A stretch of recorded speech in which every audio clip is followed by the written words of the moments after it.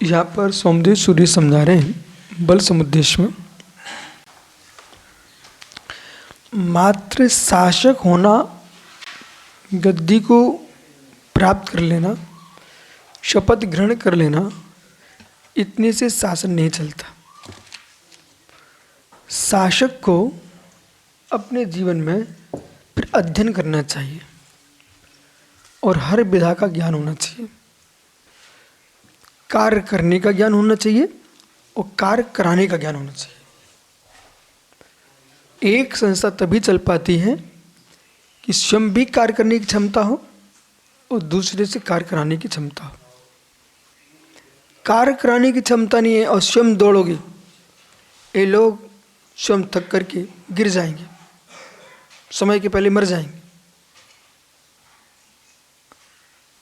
कुछ ऐसे लोग होते हैं उनको भ्रम रहता है, भ्रम के रोगी हैं, इस काम को हम ही कर सकते, कोई कर नहीं सकता। सो उसके चक्कर में किसी को काम नहीं देते और उनके मुख से निकलता क्या रहता है, हर समय संवेदना चाहते हैं, कोई है ही नहीं है, कोई कुछ करते ही नहीं है, हमें ही तो दौड़ना पड़ता है। आप दो कैसे नहीं करता। अग्नि जो है ना, दीपक रखा है एक मटकी के अंदर, अब तुम कह रहे हो तो मटकी में इतनी प्रकाश देता है, बाहर निकाल के देखो, वो कमरे को प्रकाशित कर देगा। उसकी ताकत देखो, तुम लगाओ अपने मकान में, झुलसा देगी पूरे को। वही एक दीपक पूरे मकान को जला देगा, नगर के नगर जला देगा, ईंधन के ईंधन जला देगा। बोले क्यों? उसकी क्षमता को तुम पता ही नहीं आपको। ईंधन तो लाओ सामने, अग्नि अपना काम दिखा देगी। ऐसी किसकी बुद्धि नहीं है, काम तो दो उसको, ईंधन स्थानीय काम। तुम बच्चों ने आज पंचकर्म करके दिखा दिया कि नहीं दिखा दिया? सौदर वंदर अब नाच के दिखा दिया कि नहीं दिखा दिया? तो लोग ये सोचते हैं तो राजीव डॉक्टर है, कुछ कर ही नहीं सकता, तो डॉक्टर ही जानता है। अरे मस्तिष्क में बहुत ज्ञान भरा होता है, प्रज्ञा बहुत तेज है मानव की। एक तिरंज से तुम काम करा लो, बंदर भालू से चक्की पिसवा लो आप तो काम कराने की भी क्षमता होना चाहिए। काम करने की जिनको क्षमता है ना, वे शासन नहीं कर सकते। जिनको मात्र काम करने की क्षमता है वे शासन नहीं कर सकते। जिनको काम करने के साथ काम कराने की क्षमता, वे शासन कर सकते हैं। एक विश्वविद्यालय का, कॉलेज का कोई प्राचार्य है, डीन है, कुलपति है, उसको साइन करने आता है इतना नहीं होना चाहिए, सलाह देना इतना नहीं होना चाहिए। आवश्यकता पड़े तो पीरियड लेना भी जानता हो। हर प्राचार्य को, हर एक कुलपति को एक क्लास पढ़ाते रहना चाहिए, कोई ना कोई जो उसके मन की हो। पढ़ाते रहने से क्या ना, उसकी बुद्धि काम करेगी। बुद्धि किस तरह बनाने का? एक डॉक्टरों के अधिकारी थे भोपाल में, तो डॉक्टरों के अधिकारी थे। एक महाराज का स्वास्थ्य बिगड़ा, वो हमारे पास बोले महाराज जी आपका तो डॉक्टरों को लेके आते हैं। फिर वो बहुत घनिष्ठ हो गए, बहुत घनिष्ठ हो गए। मैंने कहा, लोगों ने बता दिया ये डॉक्टरों के अधिकारी हैं। हमने कहा आप ही देख लो ना। बोले महाराज जी जब मैं अधिकारी नहीं बना था तब मैं सब काम करता था, जब से अधिकारी बना हूँ ना सारे काम छोड़ दिए। अब मैं मात्र इनका काम देखता रहता हूँ और हस्ताक्षर करता रहता हूँ, सारे अनुभव समाप्त हो रहा हमारा। बोले मैं रिस्क नहीं लेता हूँ।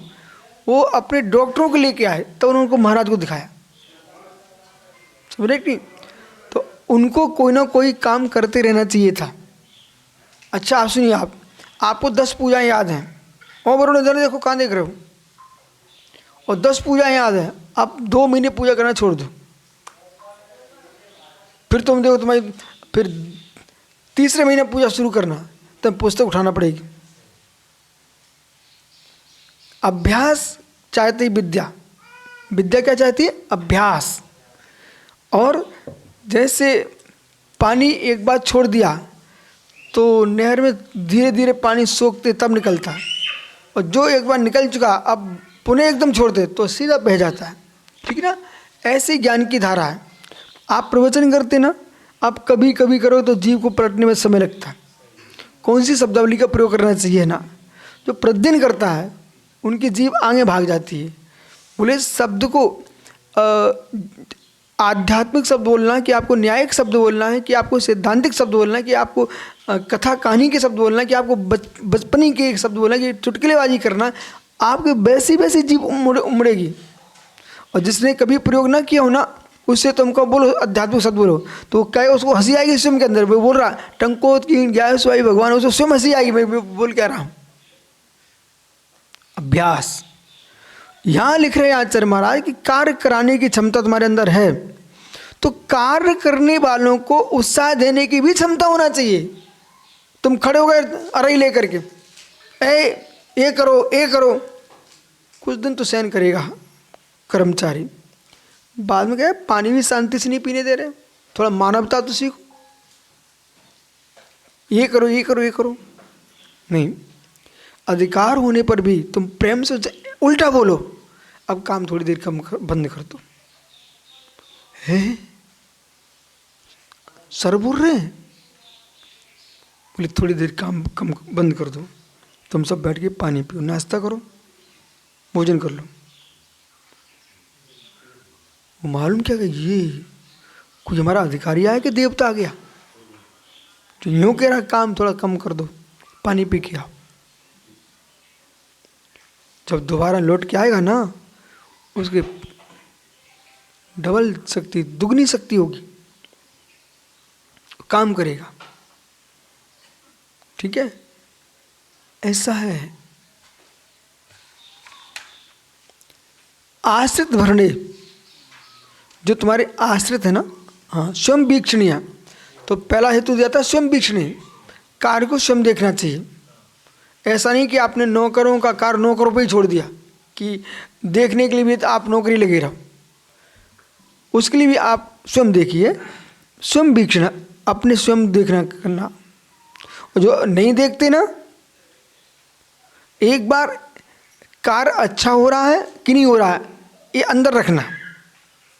ये बातें सुनो ध्यान से, कार्य अच्छा हो रहा है कि नहीं हो रहा है अंदर रखना। अच्छा कार्य हो रहा है तो वहाँ जा करके उनकी प्रशंसा कर दो। हाँ, क्रिकेट मैच में हारने वाले खिलाड़ियों की भी प्रशंसा की मोदी ने, कोई बात नहीं।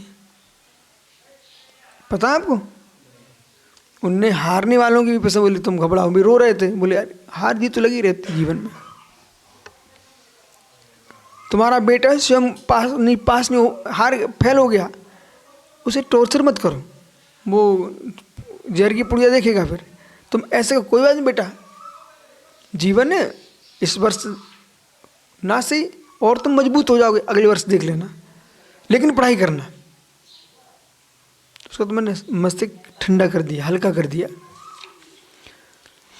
तो दो रूप में देखना, एक तो कार्य अच्छा करें इसलिए देखना, एक इसलिए देखना कि वो चाहता कि लोग हमारा काम देखने आए, इसलिए देखना। दूसरे जो नहीं देखते हैं उनसे कर्मचारी दूर हो जाते हैं। आपने वेतन का द्रव घोषित किया था 1 लाख, ठीक है। जब 1 लाख वेतन का द्रव घोषित किया था, उसमें आपने उसको 75,000 दे दिए और शेष आपने काट लिए। ये काम नहीं होना चाहिए। ऐसा कार्य करने से जो कर्मचारी हैं फिर रुष्ट हो जाते राजा से, और हर समय तुम ऐसे ही करते रहे। अच्छा, छोड़ इसलिए नहीं सकते कि इतना सुंदर काम मिलने वाला नहीं है, 75 तो मिल रहे हैं, उनको 75 मिलने की खुशी जरूर नहीं है। उनको जो 25 ने काट लिए ना, उसका बड़ा दुख है। उनको बता के ही तो काट रहे, तब भी तो दुख हो रहा है। तब भी दुख हो रहा है। हाँ, फिर पूर्व में घोषित करना चाहिए आपको कि देखो हमारे यहाँ की ऐसे विधि है कि हम ऐसा काटते हैं, ये यहाँ का नियम है, रूल है, नियम है, ठीक है ना। नियम के बाद भी उनको पुरस्कार करना चाहिए। लेकिन तुम हर समय ऐसे बहाने बना दो कि भाई कोरोना हो गया है, बहाने बना दो भैया ऐसा ऐसा देश में हंगामा चल रहा है, सब कुछ चले पर सैनिकों का द्रव नहीं काटना। वे सैनिक स्वयं समझे इस बात को कि भाई व्यवस्था नहीं बन पा रही है, हम ही छोड़ते हैं, तब तो चलेगा। लेकिन आपको तो व्यवस्था बनाना चाहिए। देश चलाना है तो खजाने को अंदर भर कर रखना चाहिए। और जो बहुत ज़्यादा छूटें चल रही ना वर्तमान में, नाना योजनाएं जनता को खुश करने के लिए, इससे देश और प्रदेश ऋण पे जा रहे हैं। इसका निर्णय शासन नहीं करेगा, उनको तो कुर्सी चाहिए ना। इसका निर्णय समाज को करना चाहिए, जनता को। बोले आप तो बोल लो ठीक है, हम जिसको देंगे दे देंगे, लेकिन आप इस प्रकार से प्रदेश को, आप तो 5 साल बाद चले जाओगे, हमारा प्रदेश ऋण में चला जाएगा। कहीं नदियाँ हमारी दाव पे जा रही हैं, कहीं हमारे पर्वत जा रहे हैं, खनिज जा रहे हैं, कहीं जंगल जा रहे हैं, और जनता को पता ही नहीं चलता है कि तुम्हारी ये भूमि ऋण पे जा चुकी है। मात्र मध्य प्रदेश पर कितना कर्जा है, सुन रहे कि नहीं? अब ये नहीं चुका पाएंगे, जिससे लिया है वो जंगलों पे कब्जा करेगा, पर्वतों पर कब्जा करेगा, नदियों पर कब्जा करेगा। हमने सुना चंबल रखी हुई है गिरिबी में, सबसे स्वच्छ पानी है चंबल का, कारण उस पूरा पर्वतों से आ रहा है, उसमें कोई मुर्दे भी नहीं सिलाए जाते। और मगरमच्छ बहुत अधिक पल रहे उसके अंदर, पता आपको? चंबल में भयंकर मगरमच्छ है, घड़ियाल भी है, क्योंकि बालू सुंदर है, पर्वतों से आ रही नदी। अब सुनिए ध्यान से, तो वहाँ कहाँ चलती है भैया?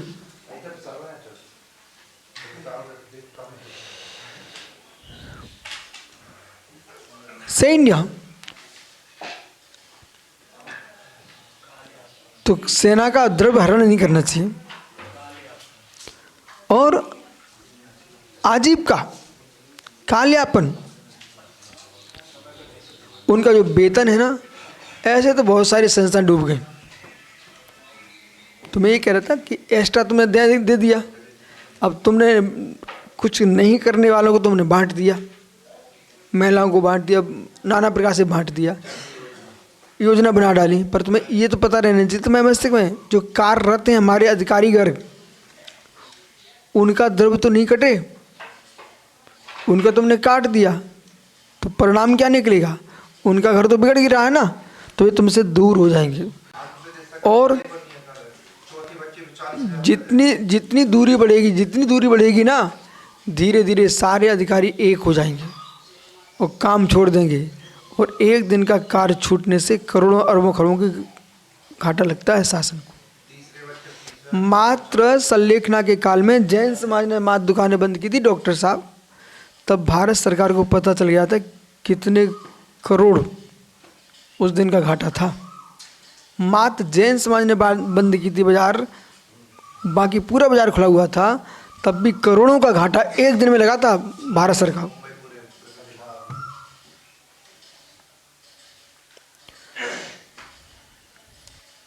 तो विलंब से देना, टाल के देना। अरे उनको जो भी नौकर है, भृत्य है, अधिकारी है, कर्मचारी है, वो भी चाहे सोच के तो रखता हमारा एक काम तुमसे ले लिया है, हमारा वेतन आएगा, हम तुम्हें दे देंगे।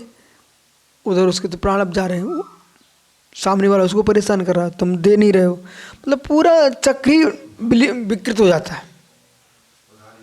उदाहरण मैं आपको देता हूँ, जैसे मैं ही हूँ, हमारे मस्तिष्क में फिट क्या है डॉक्टर साहब, मैं अपनी चर्या में लगा हूँ, हमारा इस समय स्वाध्याय का है, ये हमारी कक्षा का है, ये हमारे प्रवचन का है, ठीक है। अब बीच में कोई आके टपक जाए, बोलो गुरुजी 10 मिनट दे दो। अब मैं कहाँ से दे दूँ? आप पहले से बोलते ना, तब तुमको 10 मिनट निकालता, ठीक है। तो अब ये परेशान कर रहे हैं, यहाँ क्लास चल रही है, वे बीच में बात लेके आ जाए तो बिगने कर रहे हैं ना। अब बिहार के लिए हम खड़े हुए हैं, उन्हें मालूम गर्मी हो रही है, बोले गुरुजी 5 मिनट, 5 परीक्षा निकल लो, 10 मिनट और रुक जाओ। तुम तो भी गाड़ी में भग जाओगे। साधु बेचारे गर्मी में बिहार करेंगे तो अपने को नहीं रोकना चाहिए, वहीं पहुँचे कर लो आप। तो बहुत सारे ऐसे, इसी प्रकार से हमारा समय चल रहा था स्वाध्याय का, तो ऐसे ही अधिकारियों ने, कर्मचारियों ने अपना पूरा बना के रखा था कि हमारे लिए द्रव्य मिलेगा और द्रव्य ऐसा सा प्रयोग कर लेंगे, पर तुमने उसको द्रव्य दिया ही नहीं है, उसकी पूरी व्यवस्था भंग हो गई। हर व्यक्ति के पास सोच में डिस्टर्ब नहीं होना चाहिए। डॉक्टर के पास भी जाओगे तो 3-4 दिन पहले से आपको समय मांगना पड़ता है, तब वो नाड़ी देखते हैं तुम्हारी। अच्छे डॉक्टर, बीच में जाओगे तो डिस्टर्ब हो जाएगा, दूसरे मरीज का घाटा लग जाएगा। तो इस प्रकार से वेतन समय पर देना चाहिए। वेतन में विलम्ब करने से, विपत्ति के देकर भी ये बहुत बड़ी बात है। तुम्हारा कर्मचारी है ना, उसे अपने यहाँ का सदस्य मानिए और मनोज संकट के काल में उसकी विपत्ति के बारे में पूछ लेना चाहिए, सहयोग करना चाहिए। कभी तुम्हें छोड़ेगा नहीं। विपत्ति काल में उसकी सहायता नहीं करना, विशेष अवसरों पर। अब विशेष अवसर क्या है? परवेद से तंत्र परिये थे, तो विशेष अवसरों की व्याख्या कर रहे हैं। विषण प्रतिकारो विशेष विधा संभवानाम तत्र तंत्र विवृत कारणानि। उसके घर में शादी है, विवाह है, कोई मांगलिक कार्यक्रम है, तो तुम्हारा भृत्य है, तुम्हारा अधिकारी है, तुम्हारा कर्मचारी है, कुछ नहीं बनता, उसकी बेटी की शादी में एक मिट्टी का डिब्बा दे के आ जाओ, वो खुश। विभार जानते? विभार, हर घर में विभार की कॉपी रखी रहती है, छोटे में पढ़ी थी एक बार। उसमें लिखा रहता है 1 रुपया, 2 रुपया, 10 रुपया, 50 रुपये, जो जैसे होते ना, तो पढ़ के फिर जाना पड़ता है। इनने 2 रुपया दिए थे भाई यहाँ, चलो और उसके 4 करके भेज दो, ठीक है। जिसने 10 दिए थे, चलो भैया उसके 20 करके भेज दो। तो और ऐसे पूरी डायरी हमने पढ़ी थी एक बार। तो उनके यहाँ कोई भी होता ना तो व्यवहार दो। तो ऐसे ही राजा महाराजाओं का कर्तव्य है कि देखो बड़े बड़े पार्टियाँ होती ना, तो प्रधानमंत्री राष्ट्रपति पहुँचे ना उनकी शादियों में, ये रहस्य, ये नीति है कि भाई तुम समझो कि भाई हम तुम्हारे साथ हर काम में खड़े हुए हैं। विपत्ति हो गई, जैसे कोई सैनिक की मृत्यु हो जाए, तो देखो प्रधानमंत्री, मुख्यमंत्री हो, जहाँ जैसा नेता होता है तो पहुँचते कि नहीं पहुँचते? ये पहुँचना चाहिए। यदि नहीं पहुँचे तो सुसुकता, सारे लोग कहीं हमारे मरने पर ऐसे ही करेंगे, लोग विरक्त हो जाएंगे। तो यदि विरक्ति से दूर होना है तो राजा को अवसरों पर, त्योहारों पर उन्हें संपत्ति सम्मानित करना चाहिए। सम्मान बहुत बड़ी वस्तु है। तुमने थोड़ा कार्यक्रम कर लिया, ठीक है, अब जितने छोटे से बड़े कर्मचारी हों, हमारे आपके सहयोगी हों, आपके सहयोग, सबका सम्मान करना चाहिए। तो उनको लगेगा कि भाई कमेटी ध्यान रखती है, हमारा भी अस्तित्व है। और कार्यक्रम होने के पहले ही जैसे कमेटियाँ बनाते, सबकी लिस्ट अपने हाथ में रखो। आवश्यकता नहीं कि एक ही आदमी को रोज सिर पर चढ़वा, उनके साथ जो तुम्हारे लोग और लगे ना, उनमें से एक एक को बुलाते जाओ बीच बीच में। नहीं तो बाद में क्या है, क्या मतलब, इनने 5 दिन में 1 दिन भी तुम्हें बुलाया नहीं। ये बहुत खतरनाक सोच हो जाती है। इसका भविष्य में ध्यान रखना भाई। जितने छोटे छोटे युवा तुम्हारे साथ काम कर रहे थे ना, उन सबको एक दिन वो भाई को बुला लेते, एक दिन सौरभ को बुला लेते, ऐसे मतलब समझा रहा हूँ, एक दिन टीटू लड़का को बुला लेते। तो वो भी समझता, अरे मालूम है क्या सोचता, अरे समाज में मेरा भी स्थान है क्या? आप समझ ही नहीं रहे हो। मैं ये उदाहरण क्यों दे रहा हूँ, सुनिए। आचार्य विमल सागर जी, आचार्य विराग सागर जी, दोनों बड़े बड़े आचार्य हस्ती, इनका पन्ना में मिलन हुआ, ठीक है। 8-10 दिन साथ में रहे, तो परिचय तो हो ही गया सब। मैं सबसे छोटा था, तो छोटे रहो तो दुलार भी मिलता है, बहुत अच्छा। अब जब इनकी विदाई होने लगी ना, तो फिर भीड़ थी बहुत ही ज़्यादा। तो मैंने कहा कौन धक्के खाए, बड़ों के चक्कर में दूर जाके खड़ा हो गया।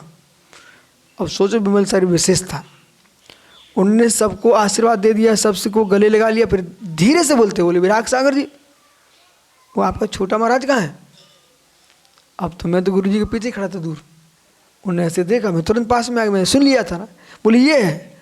आचार्य महाराज ने इतना सा पूछ भर लिया ना, वो तुम्हारा छोटा महाराज कहाँ है? इतने में से ओ स्वर्ग में ले गया भाई, और उन्होंने ऐसे सीने से लगा लिया,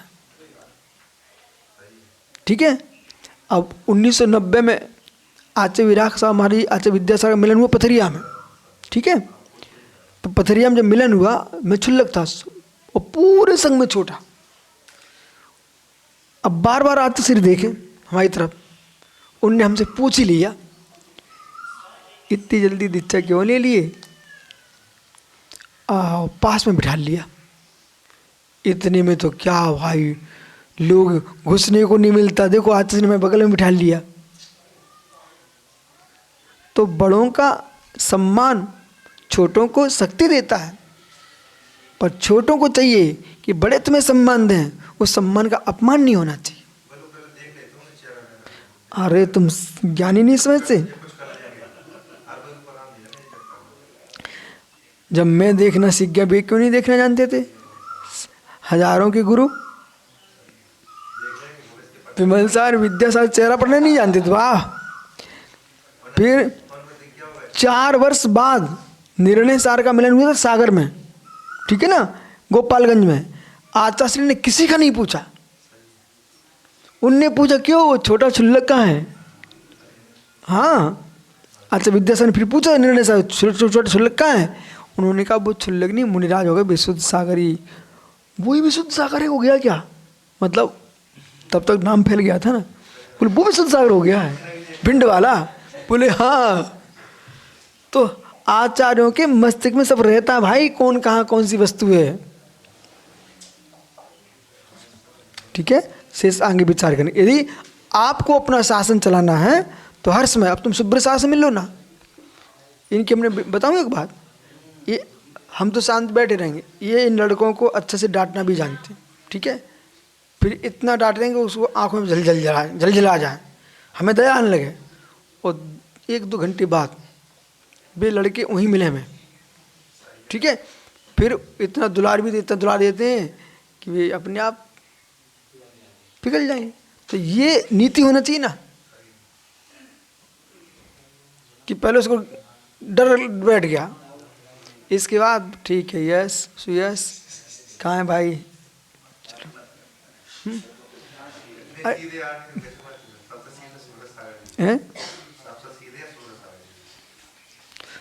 मतलब ये इनको सिखा रहा हूँ मैं, इनको ये सीखना चाहिए इन लोगों को।